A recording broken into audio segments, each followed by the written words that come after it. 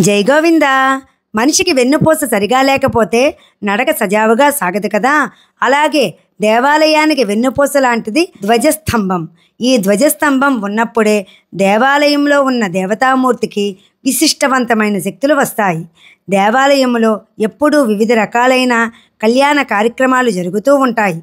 మాసోత్సవం, పక్షోత్సవం, వారోత్సవం, ఇలా ఆ కార్యక్రమాలు జరుగుతూ ఉన్నప్పుడు ఆకాశంలో సూక్ష్మరూపంలో విహరిస్తూ ఉన్న దేవతలు, ఓహో, ఈ దేవాలయంలో దేవతా స్వరూపానికి ఉత్సవాలు జరుగుతూ ఉన్నాయి అని ధ్వజస్తంభాన్ని ఆధారంగా చేసుకొని దేవాలయ ప్రాంగణంలోనికి వేంచేస్తారు. దేవాలయానికి ప్రవేశించినప్పుడు మనం మొట్టమొదట చేయవలసింది ధ్వజస్తంభానికి నమస్కారం. ధ్వజస్తంభం లేని వాటిని మందిరాలు అంటారు. ధ్వజస్తంభంతో కూడుకున్న వాటిని దేవాలయాలు, రామాలయం, కృష్ణాలయం, శివాలయం అని పేర్కొంటూ ఉంటాము. అంత గొప్ప విశిష్టమైన స్థానాన్ని సంపాదించుకున్నది ధ్వజస్తంభం. జై గోవిందా.